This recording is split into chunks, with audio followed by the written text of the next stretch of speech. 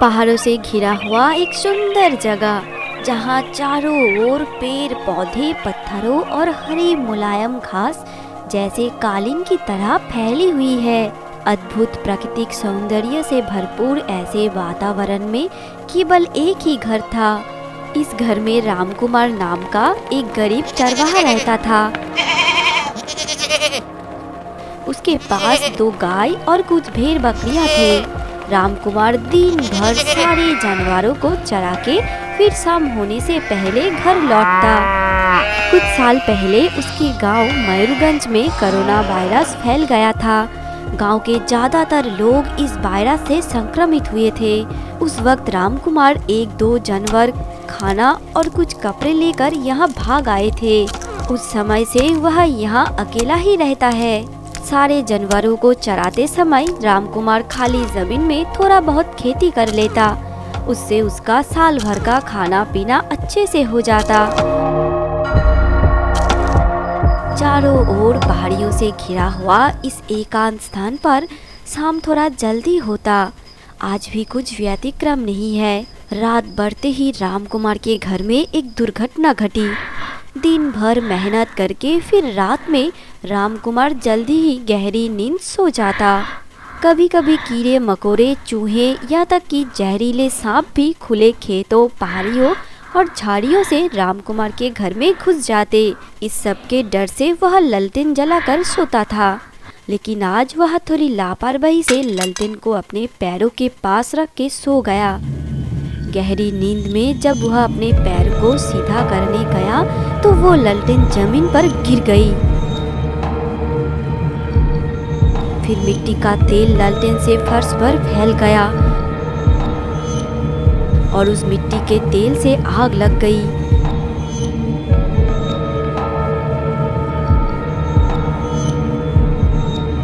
जैसे ही आग फैलती गई, वहाँ बगल में पड़ी एक चटाई को पकड़ ली। अब आग बहुत तेजी से जलने लगी।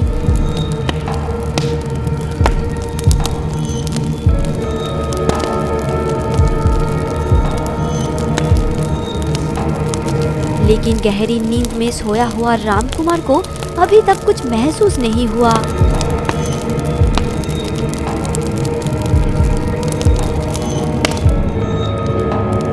फिर घर के अंदर से धुएं का गुबार ऊपर की तरफ उठने लगा। जब आग पूरे घर में फैल गई तो गायों, बकरियों और भेड़ों ने अपनी जान बचाने के लिए इधर-उधर भागने लगे। अब रामकुमार आग से बचने के लिए जली हुई अवस्था में घर से भागने लगा।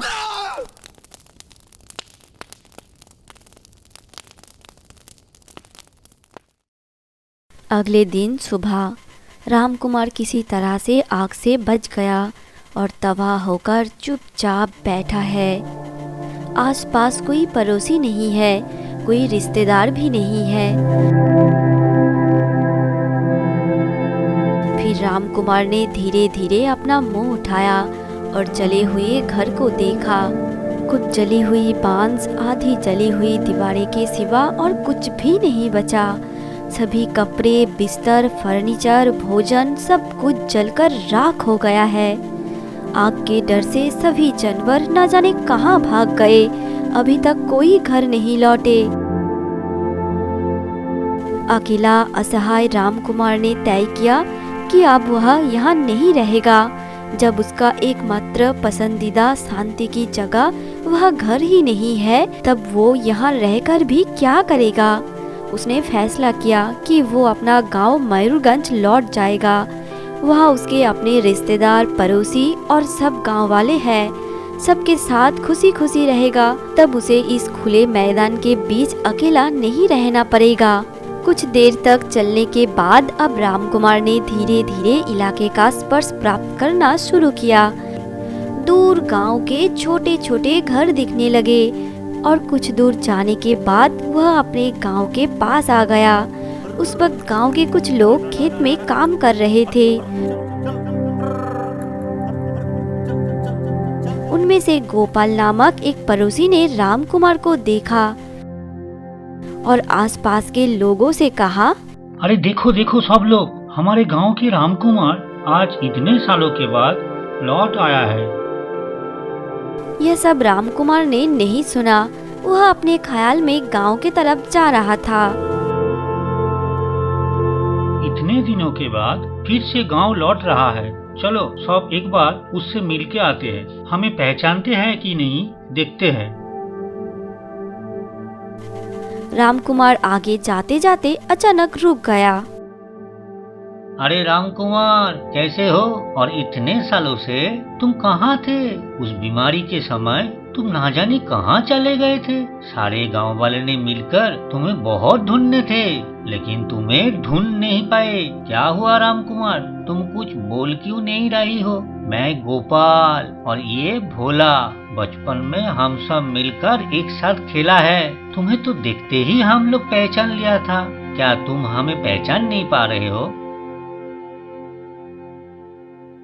20 सालों से जनमानवहीन परिवेश में अकेले रहकर रामकुमार जैसे अपनी मातृभाषा ही भूल गया था। इसलिए उन लोगों के बातों का कोई जवाब नहीं दिया, सिर्फ अपना सिर हिला के वहां से चला गया।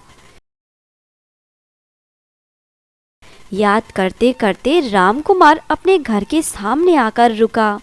यहाँ तो एक छोटा सा झोपड़ी था, अब इतना बड़ा घर हो गया है और पूरा गांव ही बिल्कुल बदल गया है। यह सब देखकर रामकुमार आश्चर्यचकित हो गया। अब रामकुमार के मन में उस भयानक दिन के बातें याद आने लगा। देश में सबसे भयंकर हालत हुई थी इस मयूरगंज गांव में।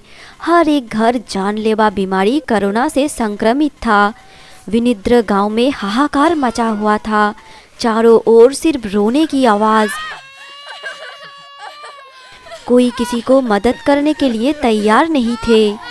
यहाँ तक कि डॉक्टर भी इस गांव में डर के मारे नहीं आते। बाहर से कोई भी इस गांव में नहीं आते, जैसे पूरे पृथ्वी से यह गांव अलग हो गया था।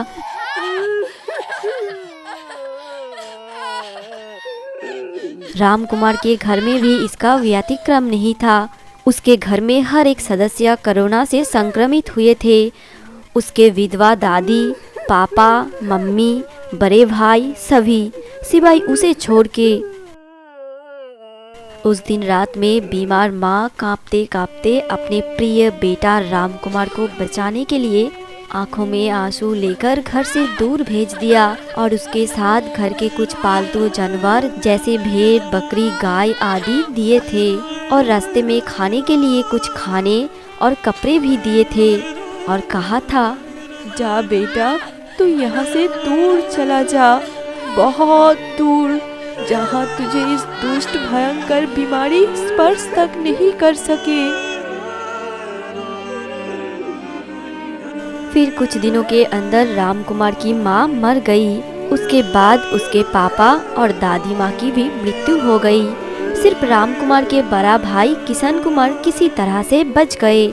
इतने सालों के बाद बड़ा भाई किशन कुमार छोटा भाई रामकुमार को देखते ही पहचान लिया और मन ही मन सोचने लगा, अरे यह तो मेरा छोटा भाई रामकुमार है, इतने सालों के बाद लौट के आया है।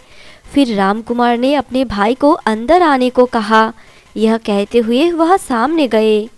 इतने सालों के बाद भाई को वापस पाके किशन कुमार ने अपनी पत्नी रवीना से बहुत कुछ खाना बनाने की व्यवस्था की और इन सब में रवीना भी बहुत खुश थी। लेकिन बेटे राहुल का कुछ प्रतिक्रिया नहीं थी, वह मोबाइल पर गेम खेलने में व्यस्त था। किशन कुमार भाई रामकुमार से कहा, देख रामकुमार, हमारा घर, संपत्ति, जो कुछ भी तू देख रहा है, यहाँ सब कुछ माता पिता के संपत्ति बेच के जो पैसा मिले थे उसी से बनाया है। इसलिए इस सब में तेरा भी समान हक है। अब तू लौट के आया है, अब तुझे कहीं और जाने की जरूरत नहीं है, तू हमारे साथ ही रहेगा। क्या हुआ राहुल बेटा, तुम अंकल के साथ बात नहीं करोगे क्या? Hi uncle. रामकुमार ने कुछ जवाब नहीं दिया, चुपचाप उसके तरफ देख रहा था। कड़ी मेहनत करने वाला रामकुमार को घर में बैठकर खाना खाना पसंद नहीं था। किशन कुमार के पास अभी भी जितना जमीन बचा था उसमें खेती का काम करने के लिए निकल गया। इसलिए किशन कुमार उसे जमीन दिखाने गया। इतने सालों से प्रकृति और कुछ पालतू जानवरों के साथ अकेले रहते थे, इसलिए रामकुमार के पास किसी से बात करने का मौका नहीं था। रामकुमार तो हमारे साथ बात ही नहीं करता, आखिर माजरा क्या है भाई? अरे छोड़ो ही बात, वो जंतु जानवरों के साथ रहते रहते खुद भी एक जानवर हो गए हैं। इसी बात को लेकर वहां मौजूद बाकी किसानों ने मजाक करने लगे। एक दिन खेत से लौटने के समय पड़ोस के कुछ बदमाश लड़कों ने रामकुमार को रोका और कहा, रामकुमार रुको रुको, तुम तो हमारे साथ बात तक भी नहीं करते हो। तुम्हारा फेसबुक अकाउंट में क्या नाम है बोलो, फ्रेंड रिक्वेस्ट भेज देता हूँ, एक्सेप्ट कर लेना, तब तो कम से कम चैट भी कर सकता ना। अरे छोड़ छोड़, फेसबुक क्या है, उसमें वही पता नहीं और अकाउंट।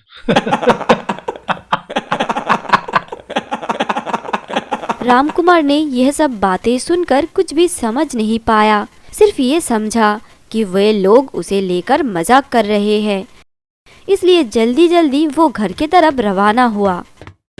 यह है आशा रानी, गांव की सबसे बूढ़ी औरत। उम्र हो गई है, इसलिए घर में कोई काम नहीं करती, तो गांव के सबके हर मामले में टांग अड़ाती है। अब यही उसकी एकमात्र काम है। आज वह किशन कुमार के घर आई है। किसान, ओ किसान, घर में हो बेटा? आशा रानी के आवाज सुनकर किशन कुमार बाहर आए और पीछे पीछे रामकुमार भी आया। सुबह सुबह आशा दादी की आवाज, क्या बात है? यह सब सोचते सोचते किशन कुमार बारिंदे से सामने आए। अरे किसान बेटा, रामकुमार इतने सालों से ना जाने कहाँ किस अनजान देश में था, वो आया और तू उसे घर में रहने दे रहा है। अच्छे से पूजा अर्चना करने की व्यवस्था कर जल्द से जल्द, पता नहीं वो गांव में फिर से कुछ अमंगल बुला के ना लाए। हरी हरी। आशा रानी के बातें सुनकर रामकुमार एकदम हक्का बक्का होके खड़ा था। पशु पक्षी और प्रकृति के बीच में रहने वाले निष्पाप सरल सीधा रामकुमार के दिल में इस समाज के विकृत रीति रिवाज, चलना फिरना, रहन सहन सब कुछ धीरे धीरे जैसे कांटों की तरह चुभने लगे। समाज के इस कांटों की तरह जहर सरल सीधा रामकुमार को पीड़ित करने लगे। रात में वो लेट गया था पर उसे नींद नहीं आई, इसलिए अचानक वो उठ के बैठ गया और फिर रात के अंधेरे में घर से भाग गया। एक बार फिर रामकुमार को डर के मारे गांव से भागना पड़ा, लेकिन इस बार कोरोना नामक संक्रमित वायरस के डर से नहीं, बल्कि आधुनिकता और पारंपरिक रुचि संपन्न लोगों के विकृत दिमाग के जाल में फंसने के डर से।